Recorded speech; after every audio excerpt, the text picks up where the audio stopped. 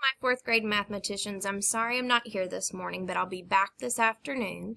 But I did want to come on and get our day started like we normally do and explain to you what you will be doing this morning. So, everybody take a deep breath in, calm breath out. All right. So, in our math community,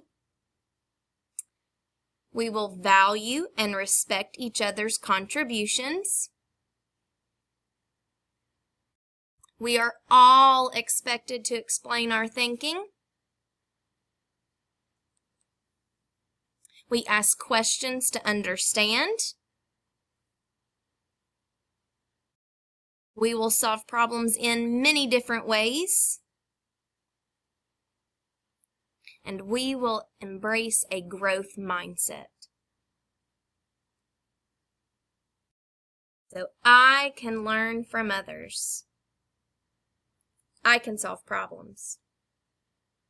I am not afraid of difficult tasks. I can exercise my mind. I can keep going when things are tough. And I can try new strategies. And the only way to learn mathematics is to do mathematics. So that's what we're going to do. Okay, so first things first, what you are going to do, remember last week on your multiplication chart, we added those square numbers. Those are those multiplication products that when you multiplied the same number twice, so both the factors were the same, like 3 times 3, 4 times 4, those are called square numbers, because if we were to make an area model, it would have the same number of columns and the same number of rows, okay? This week, we're going to be adding our 2's, okay? So what I want you to do is you're going to add them to a brand new chart, okay? So your brand new chart, you're going to put your square numbers, and then you're going to put your multiples of 2. So I'm going to show you what that looks like. So 1 times 1 is, 2 times 2 is, 3 times 3 is, 4 times 4 is, 5 times 5 is, 6 times 6 is, 7 times 7, 8 times 8, 9 times 9, 10 times 10, 11 times 11, 121, yes, and 12 times 12 is 144. So these are the numbers that we had put on last week. Well, this time I want you to focus on your 2's, okay? So remember, we start with 2 times 1. So that would be 2. Okay? And we already had 2 times 2. That's already there. Then we do 2 times 3. 6. 2 times 4. 2 times 5. And so on and so forth. Okay, so this is what your chart should look like when you fill in that horizontal multiplication chart. Now, you will also have a column because you can go backwards. 2 times 1 is 2. 2 times 2 is 4. 2 times 3 is 6. So you're going to have a row and a column that you are going to be filling out, okay? I'm not going to do it all because you all know how to fill in a multiplication chart. So just your square numbers and just your multiples of 2's, that's all you're filling out. You do not need to fill out this whole chart because we are focusing on those square multiplication facts and your 2's. Then on the back, you are going to go ahead and complete this practice. Okay, that way you have it so you can study this week. Okay, because we just have a short week. Okay, so you're going to go ahead and complete this multiplication practice on the back. Okay, after that, remember we started subtraction on Friday. Okay, so you have a subtraction practice, and in fact what I'm going to do is I'm going to model one for you right now before you get started. One thing I want you to remember is that when you are writing equations in vertical form, your place values have to line up. Your ones with your ones, your tens with the tens, hundreds with the hundreds. Because if I need to exchange or unbundle, I'm going to need those place values to be in the right place. Okay? So I'm actually going to do number 7 on the front of your worksheet.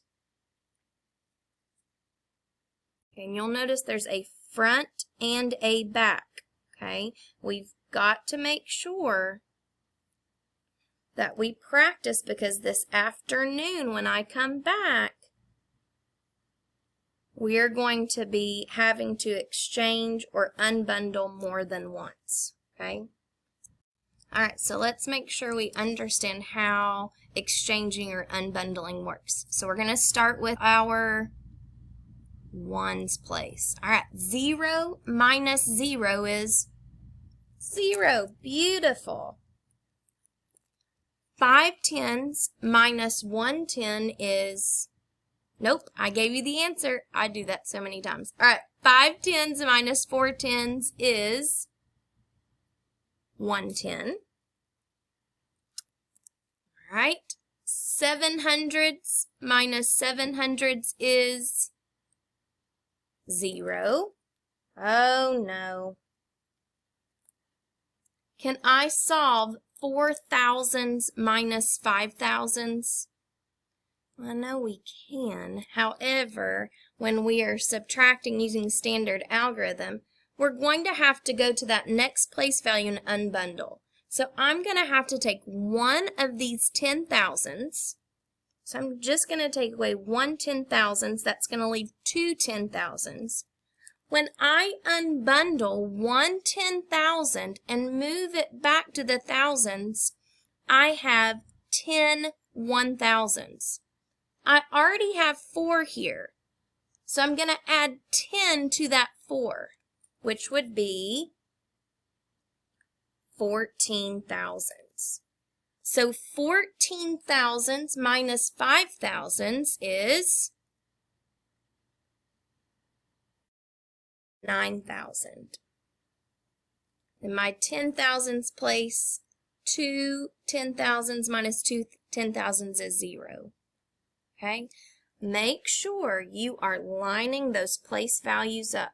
Make sure you are making sense of each place value as you are subtracting. Okay? If the top digit is less than the bottom digit, you're going to have to unbundle or exchange. Okay? So you're going to get that practice in today. Some of these problems may look familiar, but the only way to learn mathematics is to, that's right. Okay, so you will have this problem page here. You have a front and a back. Okay, make sure you are making sense of each problem. So you are going to do your multiplication chart first. Just the square numbers, just the multiples of 2. Okay? You're going to answer the questions on the back, the multiplication facts on the back, so that you have that to study this week. You are going to put that in your purple folder if you're a barn owl, blue folder if you're a brown bear. Okay? After you finish that, you're going to raise your hand, and Miss Schaefer or the substitute will bring you this paper here. Okay, make sure down here that you line your digits up by their place values. Okay, Please remember the 3 B's. Be safe, be respectful, and be responsible.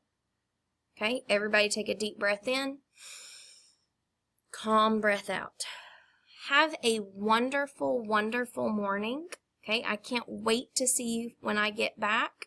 Okay, and make sure you show respect toward your substitute and Ms. Schaefer and each other. Okay, I'll see you this afternoon.